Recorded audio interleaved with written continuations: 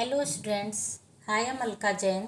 आज मैं आईसीएससी साहित्य सागर बुक से सूर के पद पर प्रश्न उत्तर पर डिस्कस करने जा रही हूँ। यहाँ पे सूर यशोदा मैया किसे पालने में झुला रही है? बालक कृष्ण जी को। आईसीएससी बोर्ड में पंक्तियाँ आती, उसके आधार पे प्रश्न पूछे जाते हैं, तो उसी हिसाब से ये प्रश्न उत्तर बता रही हूँ। वह किसे बुला रही है? वो नींद को बुला रही है कि जल्दी से आओ, कान्हा को सुलाओ। जब कृष्ण जी को नींद आ रही है तो वे क्या क्या हरकतें करते हैं? वे कभी अपनी आंखें बंद कर लेते हैं, कभी होठ हिलाते हैं, कभी पलक बंद कर लेते हैं और तरह तरह की हरकतें कर रहे हैं, क्योंकि वे नींद से परेशान हो रहे हैं। इसीलिए यशोदा मैया इस पद्य में जल्दी से नींद को बुला रही कि जल्दी से आओ और कान्हा को सुलाओ। फिर करी करी सैन बतावे पंक्ति का क्या मतलब है? इस पंक्ति का मतलब है कि जब कृष्ण जी सो जाते हैं और यशोदा मैया उन्हें सोया जानती हैं, तो वो संकेत से, सैन का मतलब है संकेत से, इशारे से अपनी सखियों से बात करती हैं। करी करी सैन बतावे यानी इशारे करके, सैन जिससे कि बालकृष्ण जाग ना जाएं, इसलिए वो इशारे करके बात करती हैं। इसके बाद है कि प्रस्तुत पद में सूरदास जी ने कृष्ण जी के किस रूप का चित्रण किया है? कृष्ण जी और कृष्ण जी की झल्लाहट का क्या कारण है? झल्लाहट मतलब उनके चिड़चिड़ाने का, खीजत जात लिखा है ना, चिड़चिड़ाने का क्या कारण है?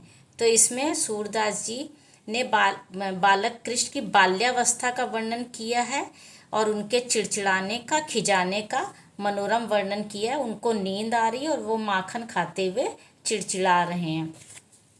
फिर है कृष्ण झल्लाहट में क्या क्या कर रहे हैं?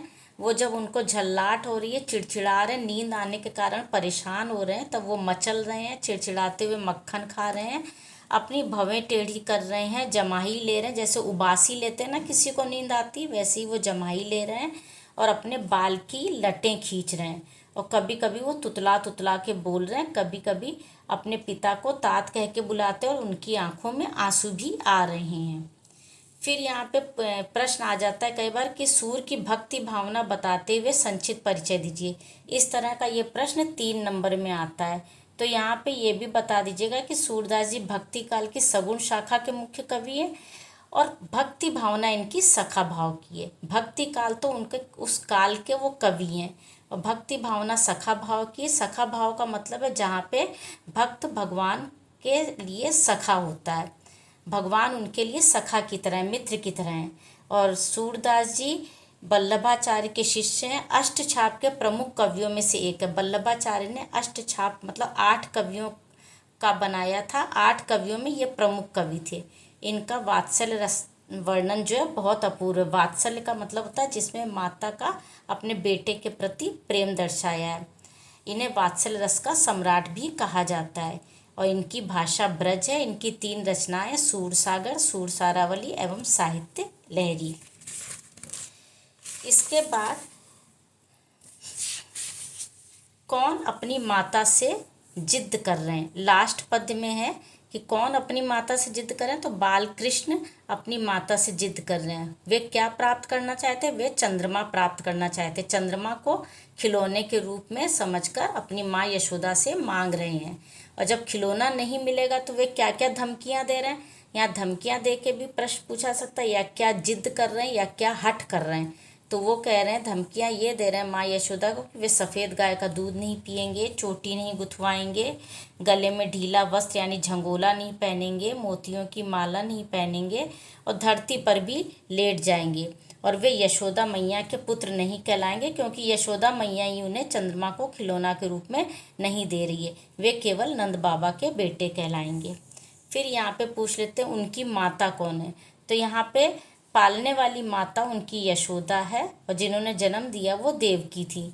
वे अपने पुत्र को देखकर कैसा अनुभव कर रही, यशोदा मैया कैसा अनुभव कर रही, क्योंकि वही पालन पोषण कर रही, उसी का वर्णन यहाँ पे सूरदास जी ने किया।